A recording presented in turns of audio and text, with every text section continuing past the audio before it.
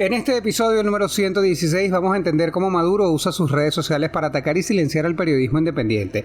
También vamos a escuchar sobre una de las nuevas formas de resolverse en esta economía cada día más colapsada, vendiendo chatarra. Y por último, escucharemos el balance del primer trimestre del año 2021 en cifras. Pónganse cómodos, esto está por comenzar. Bienvenidos a 3 en 1, tu suplemento informativo semanal con todo lo que necesitas saber de los portales Runrunes, Tal Cual y El Pitazo. A partir de este momento queremos invitarte a que disfrutes en los próximos minutos de los reportajes más destacados en estos tres medios digitales. Siéntate, relájate y tómate el 3 en 1 de esta semana. Bienvenidos al episodio número 116 de 3 en 1, tu suplemento informativo semanal. Desde este lado les saluda Luis David Miquilena como todas las semanas. Entramos en la semana 59 desde que fue decretado el estado de alarma por el coronavirus en Venezuela, periodo que es de cuarentena flexible de acuerdo a lo estipulado por la administración de Nicolás Maduro. Hasta la fecha de esta grabación, los casos positivos de contagio se elevaron a 192.498 personas infectadas y los decesos productos de la pandemia ya superaron las 2.065 víctimas, lamentablemente. Comenzamos nuestra emisión de esta semana visitando el portal runrun.es y un reportaje titulado Maduro usa sus redes sociales para atacar y silenciar al periodismo independiente. A través de un video dramatizado donde supuestos periodistas cuestionan la cobertura del conflicto entre la Fuerza Armada Nacional y la disidencia guerrillera de Colombia en el estado Apure, Nicolás Maduro fustigó a la prensa libre en Venezuela. Ajá, ¿qué tenemos de Apure? Sí, con el tema de la agresión a la soberanía tenía pensado... ¿Qué? Guarda eso, mamita. ¿Qué? Guárdala.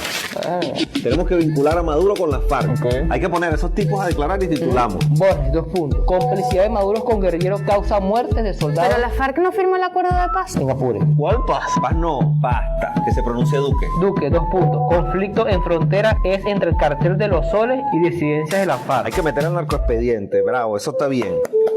Los generales venezolanos y el cartel de los soles. ¿Cuál es la fuente? Él. Ustedes las batean todas, ¿no? Falta más vocería en Colombia. El narcotráfico se está tomando lentamente en Venezuela. Ministro de Defensa. Colombia es el país que más produce. ¿Estás segura que la democracia libre e independiente es lo tuyo? Sí. Entonces, a silencio. Vamos a meterle vocería calificada al asunto. Organicemos un foro. La guerra en Apure es por el control de un corredor de drogas. Correcto, sigue. En el foro Guerrilla Colombiana, un problema de Venezuela. Expertos analizaron. Muy bien, experto. McDermott dijo, hay cero resistencia de la entrada de droga de Colombia a Venezuela. Maduro se beneficia. ¿Estás viendo? Lo dice McDermott. No. Carlos Correa de la ONG Espacio Público sostiene que el objetivo fundamental del material audiovisual es cuestionar la credibilidad de los medios independientes y atacar al gobierno colombiano liderado por el presidente Iván Duque. La periodista Lorena Meléndez con los detalles de este reportaje. En este trabajo que está publicado a raíz del video que Maduro difundió en sus propias redes sociales para atacar a la prensa, tenemos a 2 expertos en libertad de expresión que opinan sobre cómo este tipo de materiales audiovisuales se usan para hostigar a medios de comunicación y a periodistas, además de contribuir con la censura y la autocensura. Las garantías para ejercer el periodismo en Venezuela también se ven trastocadas y disminuyen porque hay una narrativa que invita a la agresión. Se trata de una nota que resalta la gravedad de que este tipo de mensajes sean aupados por el mismo gobernante de un país, es decir, el poder atacando de manera frontal a la prensa con el objetivo de desmentir lo que en realidad está sucediendo en Apure, donde se está disputando una guerra entre militares y guerrilleros por el control de un corredor de droga. De esta manera, el poder ridiculiza a los medios e impone su verdad. Gracias Lorena, bienvenida. Estos videos responden a un patrón, es decir, forman parte de un modelo sistemático típico de regímenes como el chavista. Hola Luis, saludos a ti y a toda la audiencia de 3 en 1. Si bien no podríamos afirmar que absolutamente todas los gobiernos autoritarios como el de Nicolás Maduro producen este tipo de videos, lo que sí podemos decir es que acorralan a los medios, cercenan libertades y, por supuesto, censuran. En este sentido, los 2 especialistas a los que consultamos, que fueron Andrés Cañizales de Media Análisis y también Carlos Correa de Espacio Público, coincidieron en decir que ciertamente esta acción, este video, representa precisamente un nuevo paso hacia la censura de los medios de comunicación, que es una política que ha venido desarrollando el chavismo desde Hugo Chávez y por supuesto que se ha acrecentado con el gobierno de Nicolás Maduro. ¿Tienes alguna incidencia reportada de este tipo de materiales en la gente? ¿Cuál ha sido la efectividad? ¿Han podido medir eso? Sobre esto, Andrés Cañizales dijo que realmente este tipo de materiales audiovisuales no están dirigidos a toda la población, a todos los venezolanos. Están pensados quizás para llegarle a una audiencia muy específica que es el chavismo de base, que necesita justamente una narrativa para que se pueda justificar todo lo que está sucediendo en Apure. De esta manera se les logra dar argumentos para que expliquen que realmente lo que llega a través de los medios de comunicación es un montaje y que no es como lo están contando los medios de comunicación que están trabajando en eso, que están trabajando con la verdad, sino que tienen que comprar más bien la teoría que está montando el chavismo. Entonces, esto realmente no busca una efectividad en el público en general, sino algo muy específico en el chavismo de base. Hasta un próximo encuentro, Lorena. Gracias. Pasamos ahora al Pitazo y aquí encontramos un reportaje titulado Venta de chatarra, una forma de subsistir de la que se lucra el gobierno de Maduro. Desde automóviles viejos hasta partes de estructuras de instituciones educativas y petroleras son compradas por el Ejecutivo a terceros para posteriormente venderlas al exterior como material estratégico. El precio del kilogramo de chatarra va desde los 0.2 hasta $160 dependiendo de la cantidad del metal. De acuerdo a un reportaje de Bloomberg, en el año 2019, el gobierno de Nicolás Maduro le vendió a Turquía 27.800 kilos de chatarra. La periodista Marinelit Marcano con el reporte. La crisis económica y el desempleo obligan a los venezolanos a buscar alternativas para subsistir, y esto lo notamos desde el año pasado con la venta de chatarra, la cual se convirtió en una forma de sobrevivencia en el país, y así lo evidenciamos en el Pitazo tras recopilar información en 8 estados de Venezuela. Es Anzoátegui una de las entidades en donde la comercialización no autorizada de chatarra es un modo de sobrevivencia, y más hacia las zonas petroleras como en el Tigre, donde los residentes aseguran que pueden ganarse hasta $40 por la venta de una pieza, mientras que en los estados Miranda y Carabobo el kilo de chatarra puede costar hasta $3 dependiendo del tipo de material.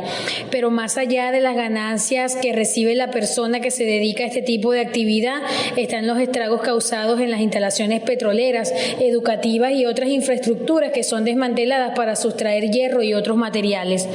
El equipo del Pitazo encontró que entre diciembre del 2020 y febrero del 2021 fueron detenidas 100 personas en 6 estados del país por estar relacionadas con el robo y hurto de material estratégico. 30 de ellas fueron arrestadas en Monaga. Aún así, la compra y venta de chatarra habla de la necesidad de tener un ingreso estable en Venezuela, y por eso quienes fueron consultados para este reportaje aseguran que seguirán haciéndolo porque es la vía más expresa para tener dinero y sobre todo para resolver la comida diaria. Espero estés muy bien, Marinelit. Cuéntame, ¿cuál de los testimonios que consiguieron sobre personas que venden chatarra vale la pena resaltar? Indiscutiblemente el testimonio del ama de casa Delcy Martínez, quien es residente de la ciudad de Anaco en el estado de Anzoátegui. Ella vende chatarra para comer, o como ella misma lo expresó, para no morirse de hambre. Y es que para nadie es un secreto el alto costo de los alimentos y más hacia las zonas petroleras. Es por eso que la señora Martínez se arriesga a cruzar la autopista Cantaura-Anaco para llegar a la chatarrera y vender alguna pieza que sustrae de algún electrodoméstico dañado que tiene en su casa y por el cual le pagan entre $10 y $30, con lo cual puede resolver el alimento para sus hijos. ¿Y cómo es el proceso de compra y posterior venta de chatarra que hace el gobierno? Bueno, desde el 2018 la compra de chatarra es exclusiva del gobierno de Nicolás Maduro, y así lo estableció en Gaceta Oficial, donde además definió que son 8 las empresas autorizadas para comercializar este tipo de material. Entre ellas figuran el Complejo Siderúrgico Nacional y la Siderúrgica del Orinoco. Sin embargo, en enero del 2021 el gobierno oficializó las creaciones de otras empresas o corporaciones para la venta de material estratégico. En el caso de la Corporación Ecosocialista Ezequiel Zamora en el estado Miranda, quien comercializa productos derivados de pasivos ambientales. Además, esta práctica la extendió hacia las gobernaciones gobernaciones y alcaldías que pueden crear empresas para tal fin. Una muestra de ello en el municipio de Guanipa, en Anzoátegui, donde a través de una empresa de producción social se asoció con una empresa privada para comprarle material ferroso de lícita procedencia. Hasta la próxima oportunidad. Muchas gracias, Marinelit. Nos vamos ahora tal cual con el reportaje de Venezuela en cifras. Balance del primer trimestre del 2021. Dolarización, hiperinflación, incremento en el precio de algunos servicios y COVID-19 marcaron los 3 primeros meses del año en Venezuela. En Venezuela no hay una dolarización de la economía porque la moneda oficial no es ni va a ser nunca el dólar ni otra moneda extranjera. En Venezuela lo que hay es mecanismo de una economía de guerra, de una economía de resistencia que busca en otras monedas y criptomonedas la forma de intercambiar productos. De acuerdo al Banco Central de Venezuela, la inflación en enero fue de 46,9, la de febrero se ubicó en 33,8 y la de marzo en 16,1. Ayagna Figueroa nos habla al respecto. Venezuela sigue sumergida en la peor crisis económica de su historia y sin indicios de pronta mejoría. Además de la hiperinflación que llevó a la tasa del índice de precios a 3 dígitos, es decir, a 127%, el dólar oficial y paralelo continuaron con su aumento desenfrenado y mostraron alzas de 78 y 105% respectivamente, haciendo aún más pobres a los venezolanos en materia de ingresos y capacidad de compra. Al mismo tiempo, avanzó el proceso de dolarización y se intentó mejorar, sin éxito, la disponibilidad de bolívares en efectivo con la emisión de 3 nuevos billetes de más alta denominación. Por otra parte, Venezuela sigue mostrando el monto de reservas internacionales más bajo de los últimos 47 años, lo que la convierte en un país vulnerable financieramente y sigue presentando una alta carga de deuda externa y continúa en default. Mientras que PDVSA sigue sin poder recuperar del todo la producción petrolera que durante el periodo creció 18%, al producir 533.000 barriles diarios en promedio. En materia de consumo, los venezolanos mantuvieron los mismos hábitos de compra surgidos desde 2020 con la cuarentena.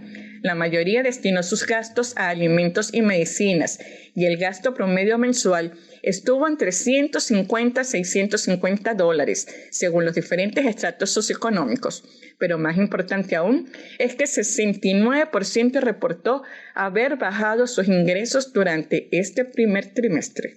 Ayagna, siempre un placer recibirte en el podcast. En Venezuela la mayoría de las transacciones se siguen haciendo en la moneda oficial, bolívares. Sí, Luis, gracias por tu pregunta. En lo que respecta a las transacciones en línea, es decir, pagos a través de las páginas web de los bancos o pagos con tarjetas de débito y de crédito a través de los puntos de venta, la mayoría de las operaciones continúa siendo en bolívares, mas no así los pagos en efectivo.